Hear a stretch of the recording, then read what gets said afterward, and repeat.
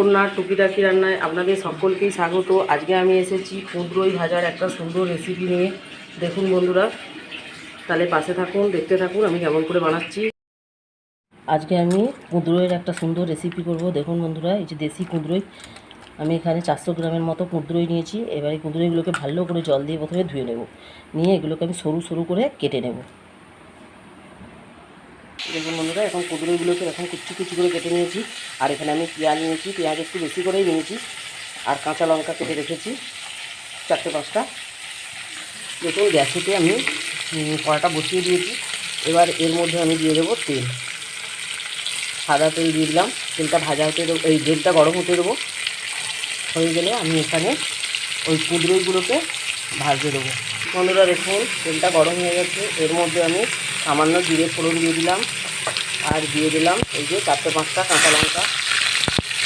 এটা একটু নেড়ে নেব, নিয়ে এর মধ্যে আমি দিয়ে দেবো কুঁদরোইগুলো, কুচি করে রাখা কুঁদরোইগুলো। এই দেখো, এরকম করে সরু সরু করে আমি কুঁদরোইগুলো কেটে রেখেছি, এগুলোকে দিয়ে দিচ্ছি।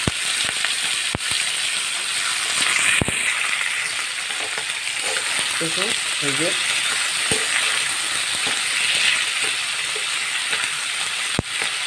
কুঁদরোইগুলোকে সামান্যভাবে একটু ভেজে নেব। তারপর এর মধ্যে আমি নুন আর হলুদ গুঁড়ো দিয়ে দেবো। খুব সুন্দর খেতে লাগে কুঁদরোইকে এরকম করে রান্না করলে। এটা দিয়ে দেবেন রুটি, তারপরে মুড়ি, ভাত, সবই ভালো লাগে। আপনারা অবশ্যই এরকম করে একবার বানিয়ে দেখবেন। কুঁদরোইকে তো আমরা অনেক রকমভাবে খেয়েছি, কিন্তু একবার অবশ্যই এরকম করে বানাবেন। তাহলে একটু ভেজে নিয়ে আর আপনাদের কাছে আসছি। এবার কুঁদরোইটা দেখুন অনেকটাই ভাজা ভাজা হয়ে গেছে, অনেকটা কমে গেছে। তা এর মধ্যে আমি এবার দিয়ে দিলাম হলুদের গুঁড়ো, আর তার সঙ্গে দিয়ে দেবো স্বাদ মতো নুন। দিয়ে ভালো করে এটাকে কুঁদরোইটার সঙ্গে মিশিয়ে নেব।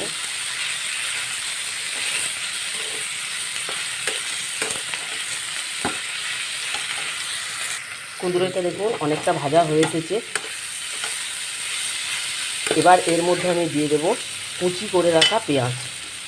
এখানে আমি পেঁয়াজ অনেকটা দিচ্ছি।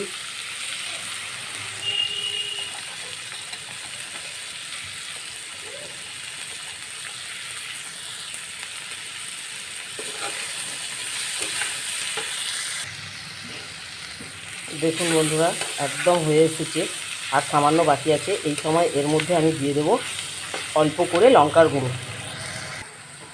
একটু লঙ্কার গুঁড়ো দিয়ে দিয়েছি, দিয়ে ভালো করে হালকা ফ্লেমে এবার নেড়ে চেড়ে নেব। এবার 2-1 মিনিট পরে নামিয়ে নেব।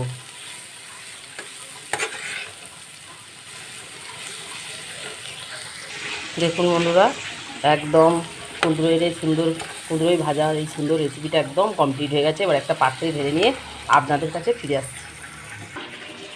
দেখুন একদম কমপ্লিট হয়ে গেছে কুঁদরোই ভাজার এই সুন্দর রেসিপিটি।